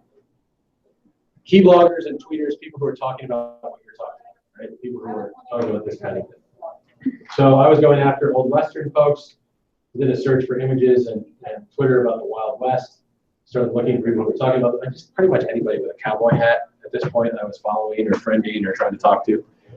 We actually built this audience over a year, and we now have over 1,000 Old West reenactors on a list, half the cast of Deadwood, Kurt Russell, a bunch of other people out there, right, who know about our Old West historical education thing. But after we do Lincoln as the proof of concept, we will go back to these folks and do the OK Corral shootout, and we'll reach out to all of them and say, okay, this is what we're doing. Would you share this with your followers and fans? Because if Kurt Russell says, this is awesome, they're redoing the OK Corral shootout as a virtual reality piece, and he tweets that, that's worth a lot of money, right? And he'll only do that after I establish this legitimacy. This is a piece of software called BuzzStream. It allows you to track who's blogging and posting about what, how many followers, what their page rank is. So you can go digging around in here and look for the people who might be reaching, hey, you can go find the people who might be reaching your audience. Go find them, start reaching out to them, commenting to them, tweeting, replying to them, whatever. Send them an email, get them in your corner. This is another one that's a really poorly named piece of software called Social Bro. It's for Twitter followers. You can use this to search for Twitter accounts that are talking about what you're talking about, how often they're talking about, how many followers they have. So in your space of interest. NetVibe, which is a paid service that I haven't used, but it goes out and sorts blog articles in the same way. It allows you to figure out who's blogging about what you care about. So you see all of this is us researching who's already talking about whatever it is we're going to try to sell. And then trying to build a relationship with them to get them to promote our Kickstarter, our crowdfunding. You know, on pages for Facebook, when you're managing a page, you see how many people have seen your content and your analytics and your, reach, organic, paid, etc. Yeah. Is there any way to get metrics on your personal page? Not that I'm aware of, but I'm sure there's some plugin somebody's invented somewhere. Just curious. Facebook probably guards that pretty carefully, because then you start asking, well, if I know that 12 people saw it, can I see which 12 people saw my post? And then you're reverse stalking your cyber stalker, and it gets messy. And okay, team game plan. You got to plan this out. So Trello is a good way to do this if you want something pretty visual. But you're essentially planning out, when are we going to have ambassadors signed up? When are we going to launch? What are we going to talk about? What dates are we going to? And so we use a Google spreadsheet. But every single day of the 30-day crowdfunder was planned out in advance for MakerHouse. On day 3, we're going to talk about hitting our mini goal. On day 5, we're going to release our bloopers video. On day 7, we're going to launch an additional reward in a coffee mug. Here are all the talking points, all the channels, and who's responsible for what on each day, and the total reach that we think we can get with that. So you're not talking about like project management, marketing project. Yeah. This is a communication plan. Yeah. But it took 4 of us to raise $54,000 in 30 days. 4 of us working part-time. 1 person working on pretty much full-time. Answering every email question, following every post, reaching out to ambassadors. This is why crowdfunding is not easy money, but it is magical money. I'll show you that. It's magical. You're gonna love it. You got to build incredible pitch materials. So your video has to be high quality. You must have a video. It must not suck. Right? These are the rules. You don't put up a crappy video. It's worse than no video, and no video is not even a good start. Okay? You got to get a good video. You have to have a good narrative and lots of it. Lots of text on the page that explains why you're doing it, what you're doing, why the product is awesome, with pictures and graphs and charts and things that make it look credible, just like selling anything else. Active voice ad copy, like we talked about. Second person, emotional, end result, benefit. Your team should be listed with their jobs and their credibility. And here's the trick. With crowdfunding, you have to balance the we need you with the we're going to get it done. People want to bet on winning horses, but if the horse is going to win anyways, they're not that interested in supporting it. So it needs to be, I'm going to get this done, but with you, it can be even more awesome. It's generally the tone, right? If it looks like you're never going to deliver the project, I'm not going to give you money. If it looks like you don't need me to deliver the project, unless it's a pre-funding campaign or a pre-sale where I'm buying something, I'm never going to give you money, right? Kickspot doesn't exist anymore. They shut it down. I don't know why. But you can find other services that will allow you to watch videos in your category. Go look at the people who are funded over 100% in your category, and watch their videos, read their pages, look at what they did. You need that, right? It worked. It will work again. In general, videos should be under 2 minutes long. You have to have the ask in the first 15 seconds. That's going to get everybody to see your ask, right? With your money, we're going to bring amazing wine to the entire country, whatever it is, right? With your help today, with your support, I hate support. When you donate, you're going to teach thousands of children empathy for the first time, whatever it is, right? But it's upfront. And you have to answer what's in it for me in the video. Because I struggled with this with Craig's video. This was challenging. I actually had another client. Just recently, I did a Kickstarter video for it, and they have a pre-tail to product. And I wanted to tell a story with it. I was putting in this kind of like, it's a flashlight. I was trying to put together this like Mission Impossible, like husband and wife trying to make it out to dinner, and like the car breaks down, and uses the flashlight to fix it. Power goes out, she uses the flashlight to turn the circuit breakers on. That was like cool 70s music, and they're like, yeah, we don't really want to tell a story. I'm like, really? It's a bunch of engineers, right? No, just show the product and what's good about it. Yeah, but okay. So I made them that video, but I'm really going to be sad about it because I know it's not going to do as well as a story video. Because the average consumer doesn't think analytically, they think emotionally. Yeah, but why don't you, I mean, there's gotta be a head guy where you can say, I'm talking to the head guy. reasons I just told you. I'm talking to the head guy, and you know, he just wants to show the product. At the end of the day, the person who signs the check is always right. I'm good. Like, you'll print whatever I want or whatever I want. Won't you? Like, oh, okay, put your face on the bottom of a mug. Go for it, man. Whatever you want. Right? Okay. Asking the first 15 seconds. Okay.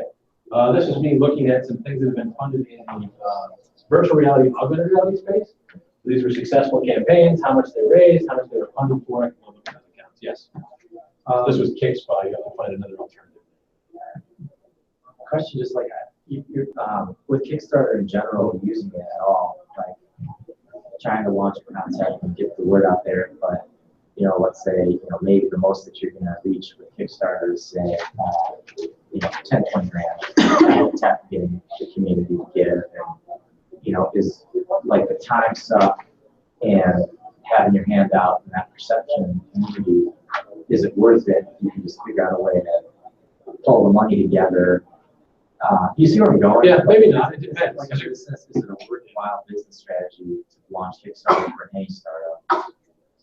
Yes and no. Pre-tail is great because you can prove there's demand or not before you ever spend a dime in making something. Other projects like Maker House was great because I started Maker House with $5,000 liquid. I think I raised that money somewhere.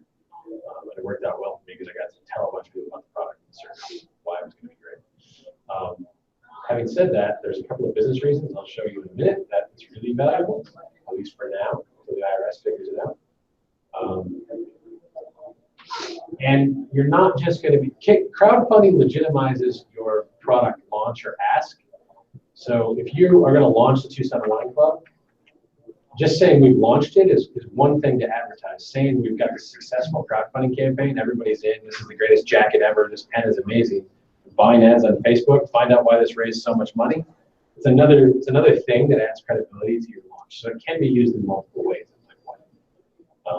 I see a lot of Facebook advertisements for crowdfunding campaigns that are really Facebook advertisements for products, but just advertising the product I wouldn't click on, but seeing that the campaign's raised $1 million on its $100,000 goal, I want to see why. So I got to click on the page, which is essentially a page selling me a product that I never would have clicked on. At least for me, I find that interesting. Like there's a different dynamic. It's a bandwagon effect if you can generate it. Right? Can you feel the bandwagon and just put your own credit card down and give money back to yourself out of it? You're going to lose a cut, but yeah, you can. I mean, there are people who do that. They get all their friends together, just a big group of people, they all know they're going to buy the same day, and they buy, and yeah, you're going to bleed a cut to Kickstarter, but it helps legitimize the startup. That does happen. Yeah. Okay. Rewards. You have to offer rewards. Most of your gifts are going to be between $25 and $100. Sweet spots around $70 on any crowdfunding campaign. You need to have a $10 level and make it meaningful. The easiest way is a custom Facebook header or something like that, right? That has like, that they donated to your crowdfunder or thank you to their name or whatever they can share on Facebook. That's a digital thing. So that's what costs anything. Like the whole $10 and we'll give you a Twitter high five isn't that interesting to most people, right? Give them something digital that they can put up that shows that they participated. You want to create limited rewards for early funders with better deals. So the first 50 people, the first 100 people, the first 200 people who fund us will get this smoking deal because you want to generate traction early. Your top levels need to exist. Your $5,000, your $10,000, your $20,000. Make them worthwhile. They'll just make them like $20,000. That's amazing. We'll do something really special, right? Because no one's going to give that. Most of the time they won't, but it helps anchor the price. You should consider adding rewards mid-campaign if your platform allows for it. We did that with Maker House. We added a coffee package midway through and generated a bunch of new interest. Maybe then people go back and give again because they wanted the coffee package. And you want to anchor the prices of your pre-tail with the actual retail price. This is normally $2.99, now it's $1.99, right? This is an example of a graphic, because in Kickstarter you have that right-hand column thing. This guy built a graphic with his rewards, and you can't read it all, but I'll read some of it to you. But it was brilliant because it was all kind of done up. It was nice. And this guy's basically pre-selling his book so that he can go travel around the world. Like that was it. And you think that's goofy, but there's a woman in town I know who does watercolor pictures of dragons. And she pre-sells her books. And at certain levels it unlocks like playing cards and keychains and this and magnets and whatever. And she starts always the goal about $6,000 and she raises $18,000 and she's just selling her dragon books. But she does that 3 times a year, 4 times a year, right? That's her full-time job. You know, if she's making 40 grand a year selling books, then she doesn't need a publishing company because she pre-sells them. She has the group she goes back to over and over and over. This guy selling his book, it's interesting his pricing. He played around with it. $13 for your digital copy plus your audio book. $34 for the physical book. But he's got the no-brainer option where you get the limited edition prints and all the stuff. This is the $74 mark. He tells you the sweet spot's around 70. He just bumped it up slightly. I don't like it that it's not 9s, but whatever. $74. The no-brainer option. Hey, stupid, choose this. But every time you pick an option, you get everything below it and the next thing, right? The personal video call, the personal delivery. Then he gets down to like $1,500, 2 days with AJ, 2 days working with you exclusively on your launch project or whatever, right? It's consulting. He's got one where he will personally design your website. He's got, I think, a little lower where you can stay at his house in New York, his apartment as an Airbnb if you donate enough money, right? Like, he's selling a book. And this guy, way overfunded. He sold a ton of these books, right? Just cleverly done. That was nice to do. Okay. To launch your Kickstarter, you have the virtual event. If you can, you have a physical event. Because with the physical event, you're going to tell people about the amazing product you're launching, that you're taking the Sun Wine Club National. And then you're going to have 6 laptops at the event. You're going to turn them around and ask people to donate. Right there at the event. It also gives you a chance to get the media down. We're launching this Kickstarter, taking the software national, things like that. We have both an open and a closing party for Maker House. We have a launch party. A bunch of people attended. We had a closing party. The only way you get tickets for was to donate on the crowdfunder. 200 plus people donate to the crowdfunder and got tickets. They're donating over $100. Okay. So you start to see how that adds up. For the closing party, What's that? What? To fund the launch of the makerspace. There was an artisan makerspace at Pierce Wine Bar. So to fund TI and the launch and that kind of stuff. Make your personal calls to your big funders, and you're going to push hard for the first 3 days. You need to be 40% of your goal by day 4. Okay, so you got to raise half the money. Update every week. Update your mini goals, unlock your rewards, put up your team bios, add new team bios, do videos. We did tons of features. This was one of the play. Let's see, is it play? It's missing. This is a blooper reel. This is a blooper reel you put on Make Your House, like day 3. Here's our video, and then here's the bloopers we made while making the video. You're updating the people who have already given you money, and you're updating the people who haven't given you money. You get a reason to get rid in front of people over and over again. All right. So you got the 30-day plan. You got all those rewards getting added. You're doing updates. You're changing the thing up. You're adding more to your narrative. You're adding additional videos. You're adding additional emails about the mini goals you hit, things like that, right? End of 30 days, you got to complete. So thank you. Communication goes out to everybody. You email them with estimated times of delivery for product that needs to update all the time. Celebrate the wins. We raised this much money, even if you didn't hit your goal. Make Your House trying to raise 75,000. We talked about how we raised over 50,000. Right? We didn't hit our goal of 75, but we got where we wanted to be. Update on the projects. Questions and comments. People will ask you questions for months afterwards. You need to follow up with them, right? Social media interaction. They'll hit you on Facebook and Twitter. You can interact with us there. Your list is the most valuable list that you have.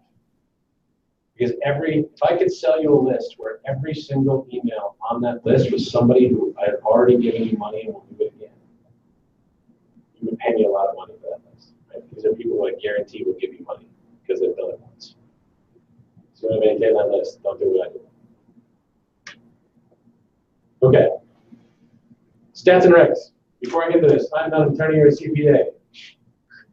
Everybody got that? But I'm going to tell you what I've learned from talking to attorneys and CPAs. Equity can be sketchy. You need to, there were no SEC rules. There are now SEC rules. You need to actually go out and research them. The IRS considers crowdfunding a gift, a non-taxable gift. It's under $14,000 in a year. That's important. In aggregate? Yes. No, individual. Individual. Okay, so you can raise $1 million tax-free. Here's the interesting part about that. You can get $1 million in gifts tax-free to you. They can't gift a company, they can only gift you. So you, Oscar, get $1 million tax-free. You put the $1 million into your LLC as an equity contribution. The LLC spends $1 million to build the product or service, which is a loss. That flows back to you on your tax return. When you sell your company, it's $1 million in equity that gets offset on the capital gains. It's a triple. It's magical money. It's like the what's the JFK bullet? The rubber bullet that goes like through, but down to the head and up to the leg. Does like 6 things, right? And the JFK conspiracy theories. There's no one knows what I'm talking about. No, okay, all right. That's what this money is. This is very magical for this reason, because you get it tax-free, you get the write-off for spending it, and you reduce your capital gains. Again, I'm not a CPA. They're talking to your CPA, but I talk to mine. Okay. That's why it starts to make business sense. When you start looking at, can you raise, if you can raise $20,000 and you can do it, I mean, a bank loan is tax-free, right? And the expenditure is technically a cost, but you still have to pay that back, right? And equity, again, is tax-free income. But you now give it a portion of your company. You don't do anything. This is a gift. You don't have to pay it back. There is no interest. There's no contractual obligation to deliver the product. Right? Yeah. There's a gift, yeah. There's a gift here. The IRS rules states that there's per person 14,000. Right. From the giver, not the giver. from the giver. It's Yeah. not the givee. Right. You're not Right. So as long as you're not, no one's giving you more than $1,000, doesn't matter. Right. So $10,000 at a time, you can make a whole lot of money tax-free. Until they figure that out. Which they won't mention. Okay, so odds of success by amount raised to date. This is just a quick graph showing you that if your goal is $100,000 more, it gets more difficult. 10K and over, the purple line, right? If you are raised, portion of the goal raised is 15%, 20%. You can see that once you get to 20%, this is over 90, regardless of what date you're at, right? But you want to try to get to 40 later on, get something good. The important part, the number to take away from that is you need to get to 40%, right, of your goal, whatever your goal is. Don't forget you can go over your goals. You can set a low goal and expect to exceed it, and plan to exceed it, and create rewards to exceed it, unlock rewards when you exceed it, and do stretch goals, right? But you want to try to get to the goal. Most crowdfunding platforms will pay you a different amount of money whether you hit your goal or not. So often it's like 8% if you reach your goal, 12% if you don't, is their take. All things being equal, less than $10,000 projects close at 38% success rate. Anything under 50,000 close at 18%. Anything greater than 100 grand at a 7% success rate. So when I was looking at switching from the OK Corral shootout, which is an over $100,000 project, to a Lincoln Gettysburg Address, which is about a $50,000 project, just switching the scope of the project almost triples my success rate. It's getting real close, right? It makes it a better play. Also, it's hard to get shootouts in the schools and education. The guy talking is let's take. All right, so this is back when I was looking at film and video, and I found this interesting. 25% of the successful projects have been film and video, so about a quarter of them. 13% of those raised greater than $20,000. That tells me that there's a chance to raise more than $20,000, but less than 1% have raised over $100,000. This is dead zone, right? Somewhere around $20,000 starts to fall apart. 80% of the successful goals are between 1,000 and 20,000. So again, that tells me that the lower raises are more successful than the friends and family raises. 60% of the successfully funded ones have goals between 1,000 and 10,000, which I don't know, it's like I'm going to shoot my weekend horror movie in my basement kind of budget. 10% of them are between 20,000 and 100,000. So then how do I improve my odds? I can look at the people who actually beat their goals in this space, start looking at what they did, who they targeted, what their writing was like, what their video looked like, who they were getting reports from. I can use the reverse image search, see which press covered them, go to the same press, right? Start to see the reverse engineer that plan. This is called Sidekick. I think this still exists, this one. You should check it out. It will show you on the fly, real time, the likelihood of success of various Kickstarter campaigns based on how much they've raised and how far in they are. So if you're a total math geek and you like stats and you want to play around with stuff, this is interesting. Like these guys, they were they were 1% into their campaign.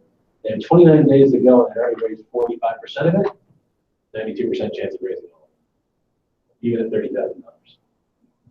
Once you hit that 40% mark, the odds go up, right? So this is a statistical analysis of all successful and unsuccessful campaigns and a running average in the past that they applied. What is it? It's called Sidekick. Some Stanford math guys on their own stuff. No, I'm saying, what was that? Men's shoes. Yes, custom shoes for the modern day.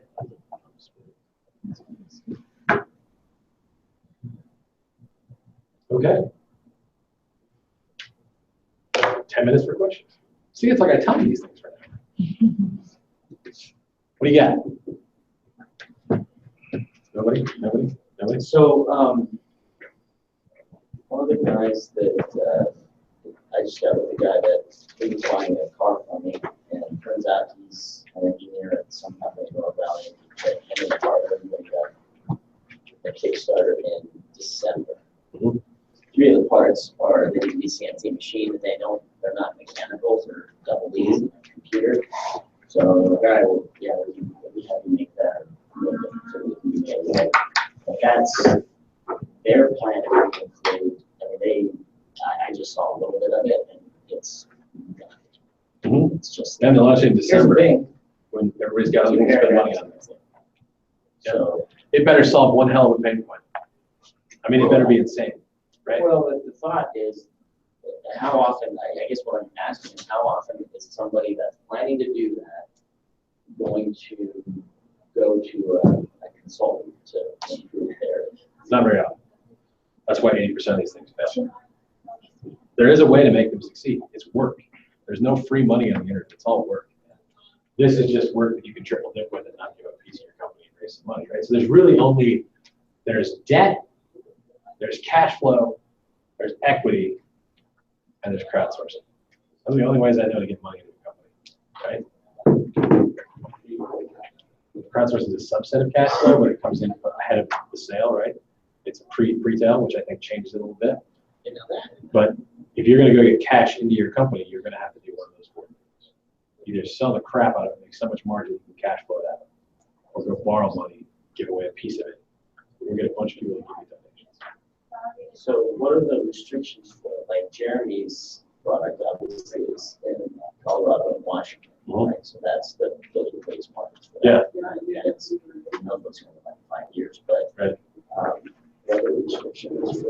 You can get away with a lot of stuff with crowdfunding. The challenge is the banking still. There's just a lot of problems with banking around anything that's. Well, this is an action, so it's like buying tires for a car, not really buying a car, right? I know, but So it's Grower's House here in Tucson, hydroponics company, they don't sell anything but hydroponics equipment. They can't find bankers to stay with them. They do well, don't they? They do killer. Those guys use millions of dollars. They actually started in a warehouse right next to where I started. Yeah. Up in Valencia. There's Yeah. a warehouse probably about, I don't know, 1,500 square feet, and now they're probably, what, 5, 6? Yeah, 7,000 Nate's square crushing it. I mean, every time I talk to him, he's like, yeah, we're triple last year, double last year, whatever. He's just crushing it. But, but he's struggled to find banking. His shirts say, like, legalized tomatoes. Like, he's very much, like, we only sell hydroponics. People grow all kinds of stuff hydroponically. And the bank's like, yep, but folks grow pot when and they shut it. And so you, what's the there's bankers are completely risk. Yeah, they're completely what's risk. his play? What's I mean, his I play? get what they're afraid of. Yeah. I'm saying, what's his play then? I don't know how he's figured it out. I know he's changed his banking a lot, several times in the last year. Right? I mean, I think he takes everything now too. He takes like Bitcoin and every damn thing he can figure out, right? Try to get some sort of banking capability. I mean, you walk into a smoke shop, right? And it's What's a glass tobacco pipes? Yeah, yeah. right. So There is transactions taking place. Unfortunately, and if you go look in Colorado and Washington, especially among the people who are growing, a lot of people using cash. There's a whole lot of cash flowing around. Which now you got cash and an easily marketable street product. It makes for security problems, right? most people have it covered. I mean, that and they, So it can be done. You have to look at the individual platforms. Some platforms may have a problem. Some platforms may not. Read the fine print, the TOS. The last thing you want to do is have a successful Kickstarter and then have the bank hold your cash because they found out it was too closely related to some category. that's what I was getting at. Is what could they do? A bank can hold it and refund it. They can refund it. Yeah, a bank can walk in and say, "Yeah, we're not going to do this. Refund it all." That means if you read the fine print of any banking document, you're screwed. They do whatever they want. They'll wipe out your accounts. They'll call in debts ahead of time. They'll do whatever they want. That's what the fine print says. The bank wins. They sign the checks. Whatever it said, that person knows, right? Other questions? Nothing. We're all good. Anybody gonna try this? I'm just curious. No? I think engineers have more fun with this because they're like, the problem is that every engineer who's ever come to this has said, I've got this great idea for a product. It's something that I only care about, that I want to solve one problem for me. Like, I'm not convinced that the consumer cares about it at all, right? A friend of mine who does great work, and he's like, I've got this really low voltage Arduino board that does this really cool stuff, and you can use it for a pill reminder. I'm like, yeah, but there's like 5,000 ways to do that. It's way cheaper than that, right? And so I came back and was like, you're an electrical engineer. How about combining a wake-up light with a motion sensor that you throw on the bed, right? Not on what wristwatch you wear, but like, you know, so it times the light to make you up like sunrise based on your REM. It's just enough pseudoscience that people will buy. It's just not quite provable. Yeah, so there's that kind of stuff's out there. All right, Thursday, rough draft. Be ready to pitch. You have 7 minutes. I'll cut you off at 7. So your 12-slide section, you should have most of what you need from our classes so far, and our one-on-one meetings, and the original outline, and PowerPoint templates to work with. They're giving you the tools to be successful. Right on. I'll stay if you have questions. Thank you.